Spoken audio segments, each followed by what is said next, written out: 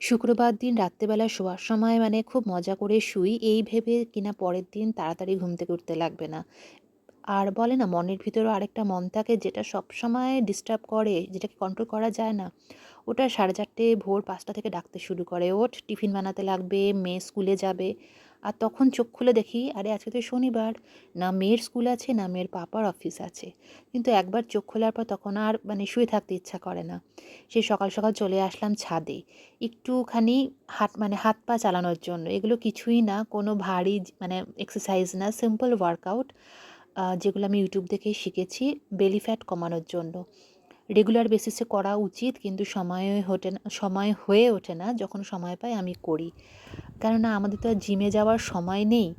ফলে এই যেগুলো আমরা ছোটোবেলায় পিটি শিখেছি সেগুলো কিন্তু আমাদের অনেক উপকারে আসে যদি আমরা রেগুলার বেসিসে করে থাকি।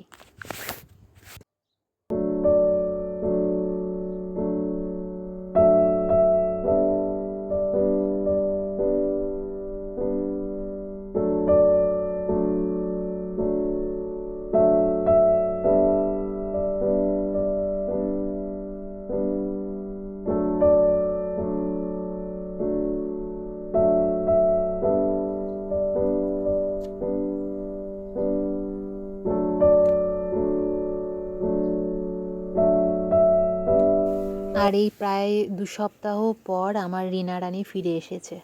কোথাও মানে ঢুকেছিল, পছন্দ হয়নি, সে আবার দিদির কাছেই ফিরে এসে, দিদি মানে আমি কিন্তু, মমতা দি না। আর দিদির দরজা সবসময় খোলা রিনার জন্য, তাই ওকে দিয়ে ফ্যান পরিষ্কার করাচ্ছি। অনেক দিন ধরেই ছোটো মেয়েটা বলছে বাইরে একটুখানি খেতে যাবে। সত্যি কথা বলতে ওদের নিয়ে বেরোনোই হয় না, নিজের কাজ, ঘরের কাজ, ওদের স্কুল, এইসব নিয়ে থাকি। তা আজকে যখন রিনা এসছে আমারও মাথাটা অনেক শান্ত। ফলে যখন অনেক দিন ধরেই বলছে বাইরে কোথাও যাবে, আলাম চলো আজকেই তোমাদের নিয়ে যাব। তাই এখানে আমার ব্রেকফাস্টের প্রস্তুতি চলছে। এটা হচ্ছে দই, সুজি দিয়ে ওই যে উত্তাপমের মতন বানিয়ে নিয়েছি। এগুলো কালো, এগুলো হচ্ছে ব্ল্যাক পেপার, পেঁয়াজ কুচি, কাঁচা লঙ্কা, টমেটো দিয়ে এগুলো বানিয়ে এগুলোই আমার ব্রেকফাস্ট হলো। আর ভালোই হয়েছিল খেতে, একটু মানে অনেকক্ষণ ধরে সময় লাগে, এটাই যা অসুবিধা। মানে এত আমাদের ফার্স্ট লাইফে ওই ননস্টিক তাওয়ায় রেখে, প্যানে রেখে খুব ধিমে আঁচে এগুলো করতে লাগে, তাহলে ওই ক্রিস্পি ভাবটা আসে। তবে খুব কম তেলে আমি এটা করেছি। এখন একটু তেল সচেতন হয়েছি, যতটা কম সম্ভব তেল আমরা কনজিউম করছি। আর এখন আমরা চললাম ওনাকে ঘোরাতে। উনি রেস্টুরেন্টে কী খাবেন ভগবান জানে, ওনার যা পছন্দ সেটাই নাকি উনি খাবেন।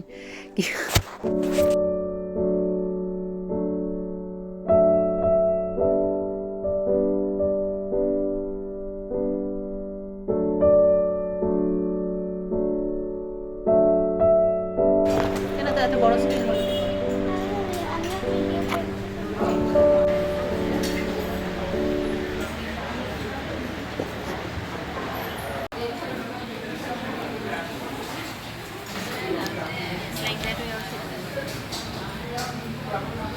চিলি সস নিও না, খেতে পারবে না আমি। অফকোর্স এটা দিকেও খানি একদম ভাবতে লাগে এই কারণে। সেই আমি ওকে বলছিলাম যে এরকম চাউ তো আমি তোমায় বানিয়ে দিই, তাহলে কি এমন স্পেশাল খাচ্ছ এখানে, উল্টো তেল বেশি। তখন বলে কিনা তোমারটা ব্রাউন কালার হয় না, মানে সোয়া সস আমি দিই না। তাহলে আমি সেটাও দেবো, কিন্তু আমি জানি সোয়া সস দিলেও ও খাবে না। ওই একটা ক্রেজ, যে বাইরে গিয়ে একটু খাবো। তা যাই হোক, উনি এখন বসে আছেন লেমন জুসের জন্য।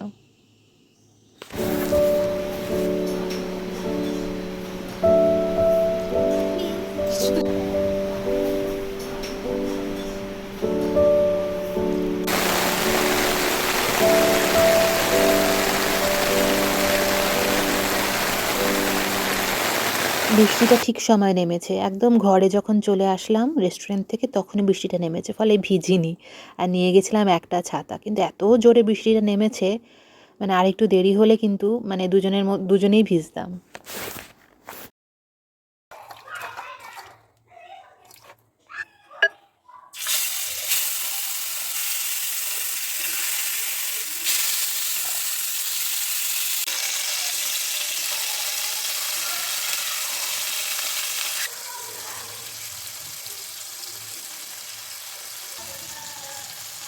মানে ডেয়ারি ফার্ম থেকে অনেক লিটার দুধ আনা হয়েছে। আগে না ঘরে দুধ মানে প্রতিদিনই বলতে গেলে একদিন পর পরই পায়েস বানাতাম। মানে আমারও প্রিয়, আর মেয়েটাও খুব ভালোবাসতো, কিন্তু এখন অনেকটা টান দিয়েছি। মেয়েটাকে করে দিই, আমি খাই না, কেননা চিনি আর তেল এই দুটোকে একদম টাইট দিয়েছে, একদম টাইট যাকে বলে। তার জন্য অনেকটা দুধ ছিল, ভাবলাম আজকে একটু দই পাতি।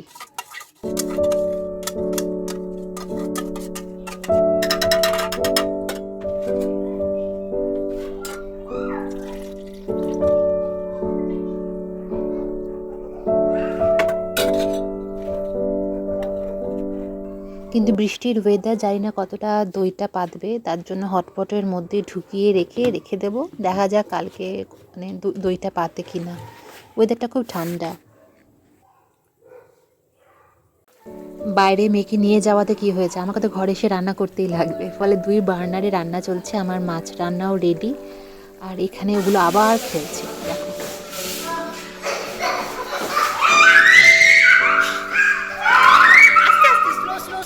Slow. Otherwise you'll get hurt. Again. Turn back.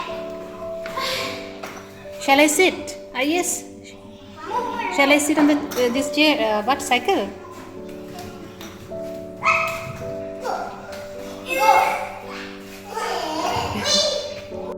শনি রোববার যে কীভাবে চলে যায় মানে বোঝার আগেই শেষ হয়ে যায়। সোমবার এসে গেছে অলরেডি, আবার সবার ওয়ার্ক লাইফ শুরু, ব্যস্ত জীবন শুরু, স্কুল শুরু। ভিডিওটা আজকে এখানেই শেষ করছি। ভালো লাগলে লাইক করো, কমেন্ট করো অ্যান্ড সাবস্ক্রাইব করো। Bye bye.